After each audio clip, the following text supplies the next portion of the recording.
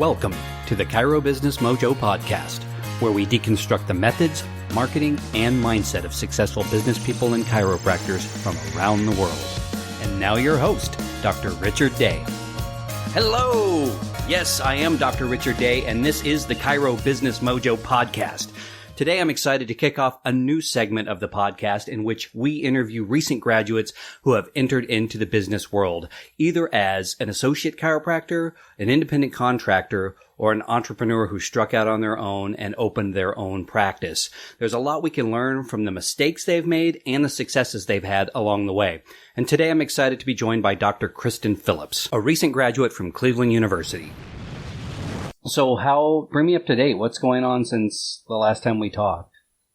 Okay. So, as of right now, I am looking to hopefully soon start my own practice. I took an associateship position right outside of school, and it was a great experience. I love the doctor that I worked with. There was 2 doctors in the office, and both of them brought great things to the table. They gave me experience. One of my big things was, one of the reasons I chose an associateship at first was because, I had my little saying, you don't know what you don't know.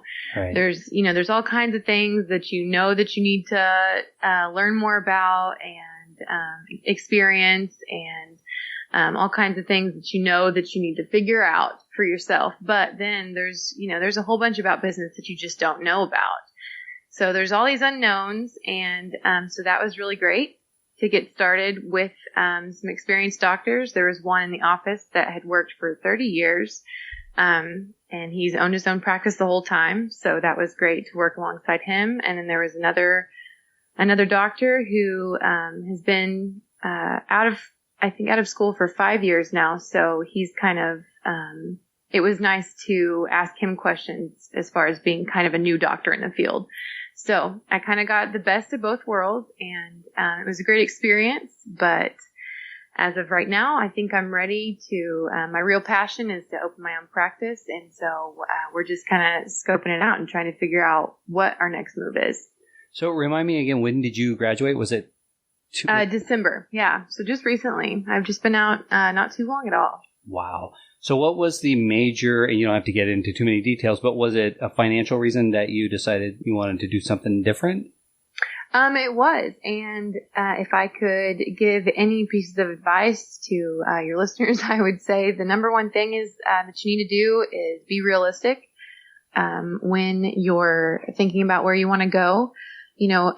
Make a realistic budget, really pay attention in business class, take full advantage of that class. It may end up being one of the most important classes you have while you're in school, because it gives you the opportunity to, ask questions, take notes, really figure out what you need and, where you're going to be when you graduate. So, one of the mistakes I made was, I found a practice that I really loved. They practice, their techniques were about the same as mine. Like I said, it was kind of the best of both worlds. I had 2 doctors in the office that I really loved dearly. They were great, mentors. However, I wasn't being realistic budget wise. It wasn't a salary. It was, you get a certain percentage of what you bring in, and being in a big city, that's, anywhere really, bringing in new patients, that's tough. And, your teachers, your professors and mentors, they all tell you that, but you don't really realize, you don't bring in a patient, you don't eat. Right. So it's that easy. You really need to figure that out. So, if you don't mind me asking, what worked for you the best? What got you results? When finding patients, it's being out there. I know people probably don't want to hear it, but it's old school. That's the way that works best for me, is you go out, you get your face out there, you get your name out there, you meet people, you tell them you're a new doctor in the area. I went to a couple businesses that were new as well, and I kind of just introduced myself as a new doctor in the area and kind of welcomed them to the area as well. That was a good startup. I got a patient, that way. And also, just going around, going door to door. There's nothing wrong with that. I joined a Chamber of Commerce, And I went to events that they held. That was really great. That got a few patients right off the bat.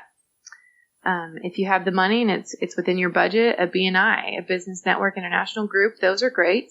You have a whole bunch of professionals that you're working with, and they part of their job is to recruit for you as well, with the idea that you would do the same if you came about with someone who needed what they have to offer. So those ways were what worked best for me. There's all kinds of different ways to do things, but that's where I saw my results, is just actually going out there and meeting people. So what are you doing next? You said you guys are talking about kind of what the next steps are. What are you seeing in your future?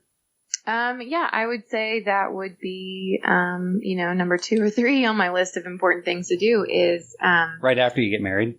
Right.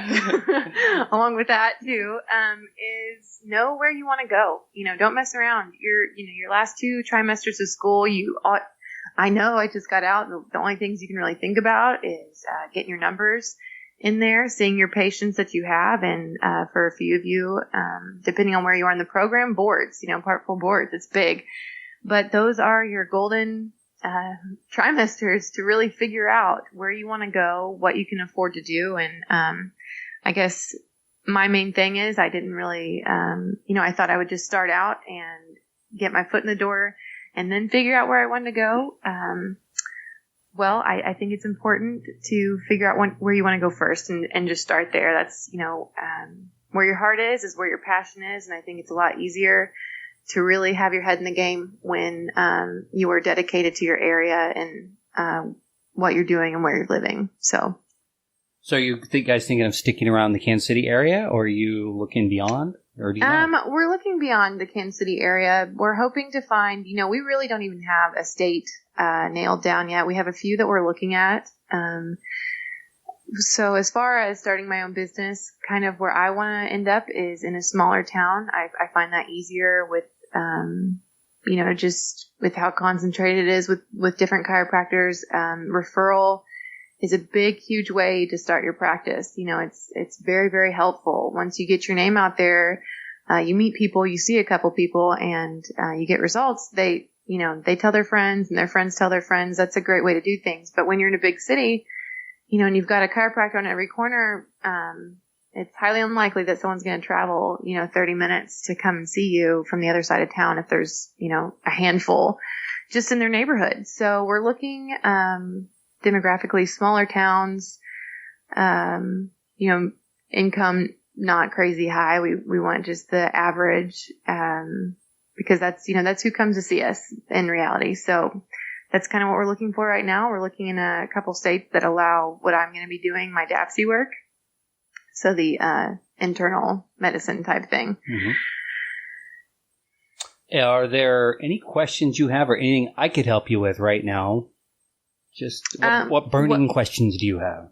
Oh, man. And I'll do my best to find out. If we had 2 days, Dr. Day, I could just fire them at you right now. But, those are going to come along with when we settle down. Just kind of, you want to know what you should look for when you're trying to find a space. Should you rent or should you buy? If you're buying a practice, should you be buying the building or should you be renting it first off? Is it smart to maybe just try on your own or to buy a practice because it's guaranteed patients? I mean, there's just so many questions.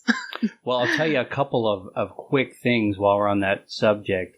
So if you buy a practice, which I have some great success stories, people I've known who have done that and done very well with it. But make sure that your style of practice is compatible. A recent case in point was a guy who bought a practice. It was a thriving practice, and it was seeing about 40 people a day. And the guy who bought it thought, this is great. I can see that. And think, he thought he could make a pretty good living with it, which he probably can. And then when he took over, he was just conducting business as usual and collecting copays. And the people said, wait, copays? We've never paid a copay the entire time we've been here.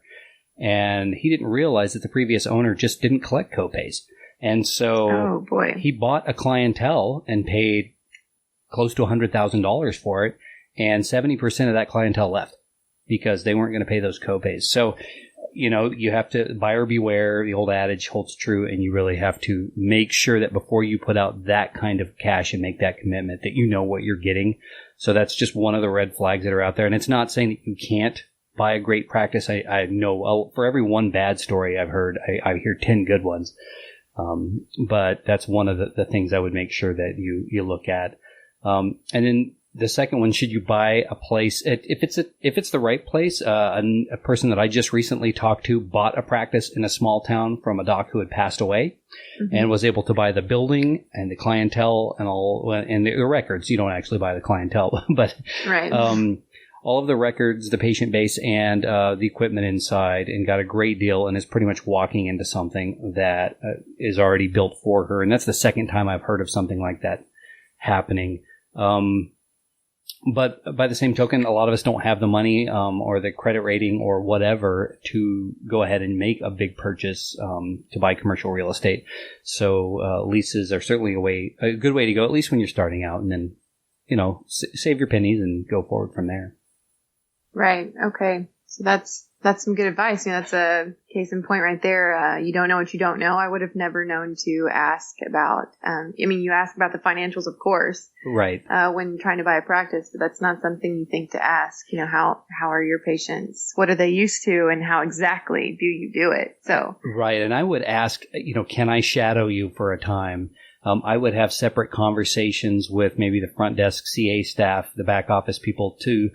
You may not even have to ask the question, but if you observe them not collecting copays, you kind of know. And you may not realize that at the time, but a couple of more things. You might want to try shadowing people. One of the things that has been great about the podcast is I've talked to a lot of people all over the country who are very successful.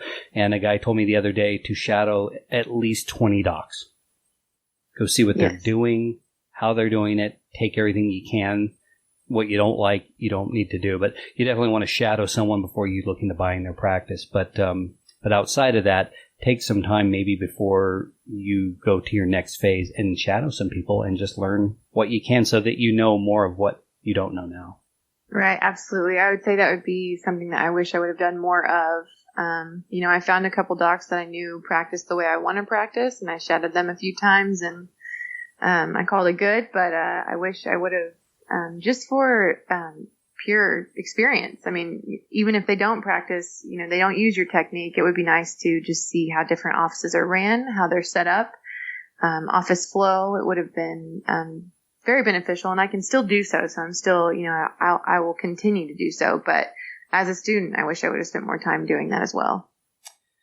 Well, look, thanks for your time. I'm so glad that you took the time to do this. Can we check in with you in a few months and just maybe see where you're at after the wedding and all of that is exciting? Everything's died down? Yeah, absolutely, Right. Sure.